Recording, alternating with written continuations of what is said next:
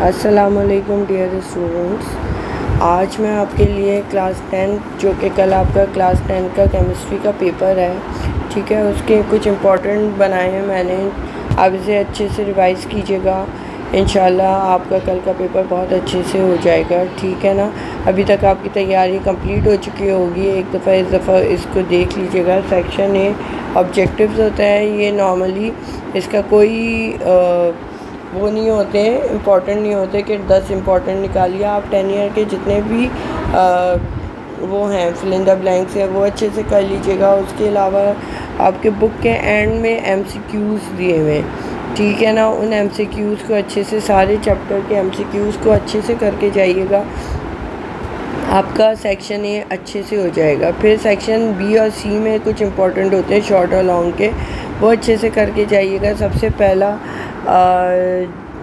पहला जो आपका सवाल मैंने निकाला है वो है आइडेंटिफाई द फंक्शनल ग्रुप। अब यह ऑर्गेनिक केमिस्ट्री आपके मौजूद है, इन सब के अंदर आपकी ऑर्गेनिक केमिस्ट्री के अंदर लिखे हुए हैं कि ये कुछ फंक्शनल ग्रुप हैं, जैसे हाइड्रोक्सिल ग्रुप है, सही है, कार्बोक्सिलिक ग्रुप है, एल्डिहाइडिक ग्रुप है, सही है, ये कीटोनिक ग्रुप है। ये सारे अच्छे से करके जाइएगा, ठीक है ना। इसको से फंक्शनल ग्रुप के नाम बताने, ये बहुत इम्पॉर्टेंट है, ठीक है।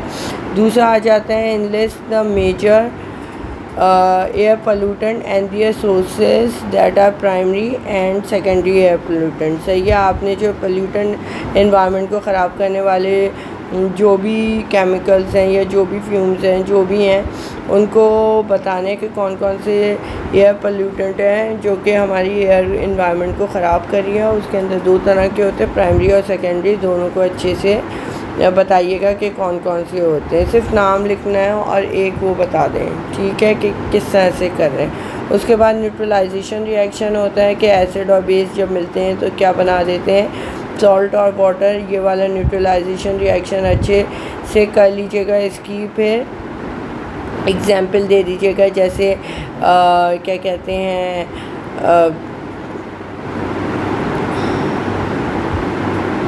HCl और NaOH मिलता है तो क्या बना देता है, NaCl और वाटर। सही है, ये न्यूट्रलाइजेशन रिएक्शन होता है। इसकी एक और एग्जांपल अपनी बुक में से दे दीजिएगा, ठीक है ना।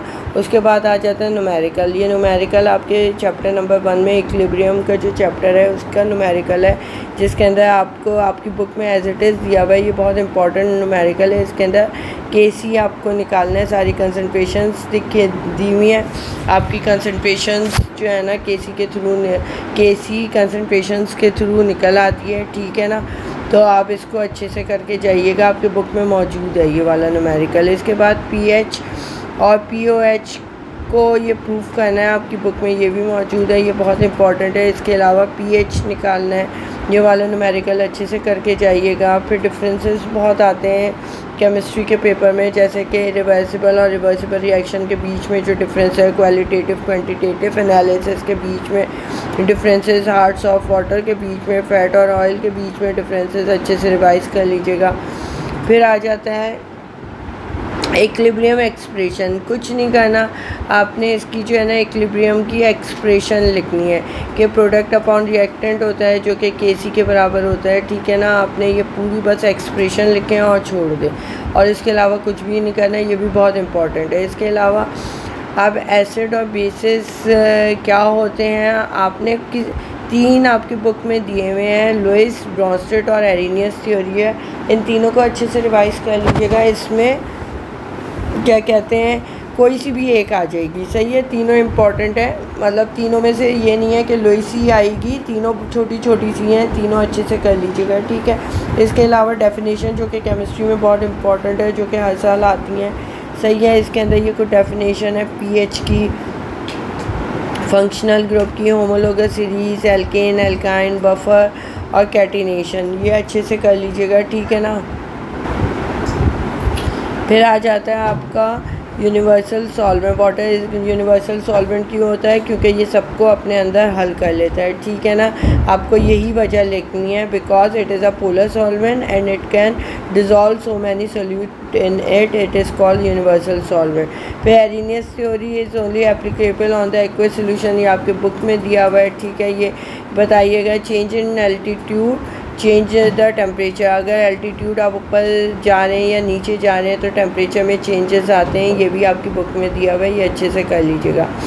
इसके बाद जो है एक और है, the value of KC given है, आपने कंसनट्रेशन निकालनी है, सही है। इसमें the value of KC for the, ये केसी गिवन है, आपको कंसनट्रेशन निकालनी, बल्कि कंसनट्रेशन भी नहीं निकालनी, बस ये बताना है क्यूसी और केसी के बीच में जो है ना आपने रिलेशनशिप बताना है कि ये फॉरवर्ड रिएक्शन है या बैकवर्ड रिएक्शन है, ठीक है। उसके बाद सेक्शन सी के जो इम्पोर्टेंट है वो है एयर पोल्यूटेंट, जो कि आपकी बुक में मौजूद हैं, और उसके टाइप्स कौन कौन से एयर पोल्यूटेंट के, ये लॉन्ग के लिए भी इम्पोर्टेंट है।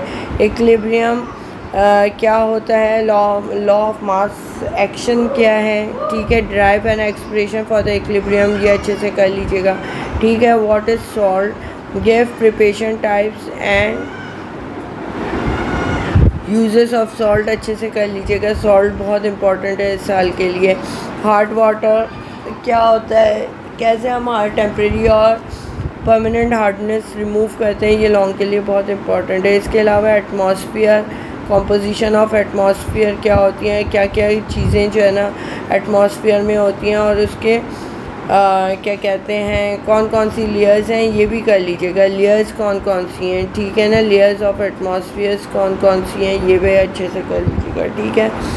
उसके बाद आपका जो है ना बायोकेमिस्ट्री भी मौजूद है, जिसके अंदर प्रोटीन भी आ सकते हैं, उसकी सोर्सेज कौन कौन सी हैं, प्रोटीन कहाँ से मिलता है, उसके यूजेस क्या हैं, कार्बोहाइड्रेट, न्यूक्लिक एसिड, सही है। इसको अच्छे से रिवाइज़ कर लिएगा, ये आजकल के लिए बहुत इम्पॉर्टेंट है, ये पेपर अच्छे से करके जाइएगा, ये बहुत हेल्पफुल होगा आपके लिए। एक दफ़ा ज़रूर रिवाइज़ कीजिएगा, इंशाल्लाह कल आपको किसी भी तरह की परेशानी का सामना नहीं करना पड़े, सही है। ये गैस पेपर था, आप लोग ये अच्छे से करके जाइएगा।